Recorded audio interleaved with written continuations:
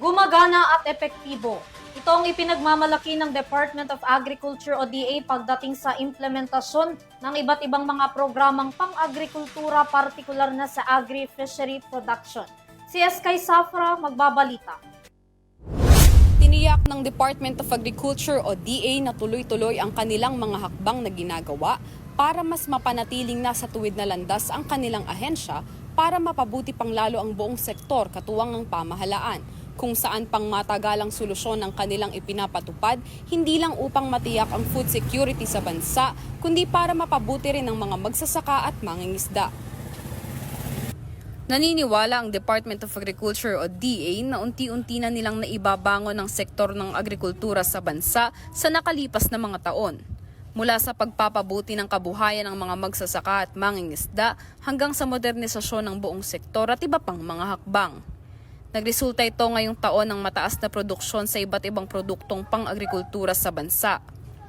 Batay sa pinakahuling ulat ng Philippine Statistics Authority o PSA, ngayong second quarter ng taon tumaas ng 5.7% o katumbas ng 437.53 billion pesos ang fishery production ngayong taon.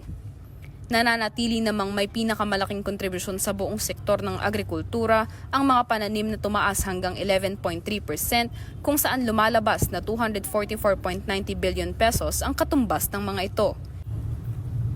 Sa palay at mais, dumoble rin ang naitalang produksyon nito ng hanggang 13.9% at 27.3%, habang ang poultry naman ay 7.0% o katumbas ng halagang aabot sa 75.07 billion pesos.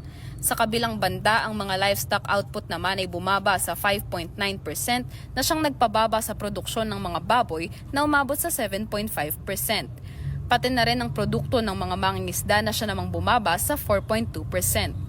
Samantala, binigyang diin ni Agriculture Secretary Francisco Chu Laurel ang mga kasalukuyang reforma na ginagawa ng DA para sa buong sektor alinsunod sa administrasyon ni Pangulong Marcos. Kabilang na sa mga ito ang pag-amyenda sa Rice Tariffication Law, pagpapaigdig pa ng disease control programs, mas maraming investment sa infrastruktura at marami pang iba. Para sa EuroTV News, ako si Sky Zafra, sumasaludo sa bawat Pilipino.